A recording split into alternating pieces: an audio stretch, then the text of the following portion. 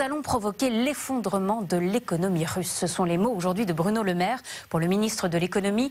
D'un point de vue financier, la Russie ne fait pas le poids. Une des dernières mesures prises, on en parlait hier, l'argent de la Banque centrale russe placé à l'étranger a été bloqué.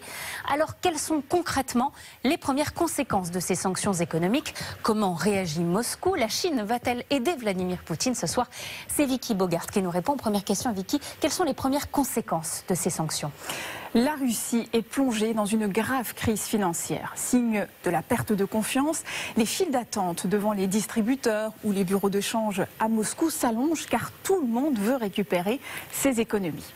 Les filiales européennes d'une grande banque russe sont d'ailleurs déjà en faillite. La devise russe, le rouble, a perdu 30% de sa valeur dans la seule journée de lundi. Quant à la bourse de Moscou, déjà fermée hier, elle n'a pas rouvert aujourd'hui car le risque de krach boursier est beaucoup trop important. On laissait pourtant sous-entendre que le Kremlin était bien préparé. Oui, mais l'Union européenne, les États-Unis, le Royaume-Uni, le Canada, Monaco et même la Suisse, qui d'habitude reste neutre, se sont ligués pour empêcher au maximum la Russie d'utiliser ses réserves de plus de 630 milliards de dollars. Une partie de ce trésor national, près de 100 milliards de dollars, se trouve à l'étranger, notamment dans des banques occidentales. C'est donc gelé. La Russie ne peut plus rien en faire.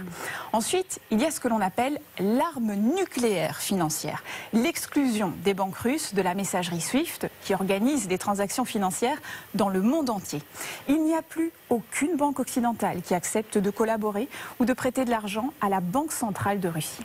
Et puis, je vous l'ai dit, la monnaie russe s'effondre. Les produits importés par la Russie, comme les fruits et légumes, vont coûter beaucoup plus cher à la population, avec le risque d'une crise sociale. Enfin, les taux d'intérêt explosent en Russie, ils atteignent 20%. Il est donc très difficile d'emprunter. Les entreprises vont commencer à suffoquer. Une question importante, Vicky, la Chine peut-elle aider la Russie? Ce n'est pas si simple que cela, car la Chine redoute, si elle aide trop la Russie, que ses banques et ses entreprises ne soient à leur tour visées par des sanctions. Et cela ne va pas s'arrêter là, donc? Non, le secteur pétrolier est aussi touché, sous pression. Total Energy ne va plus investir dans de nouveaux projets en Russie. Les géants pétroliers Shell et BP vont eux quitter la Russie.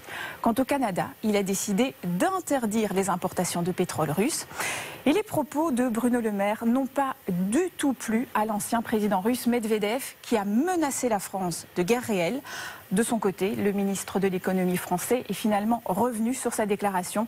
Il a regretté d'avoir employé le mot guerre économique. Merci Vicky pour ces précisions.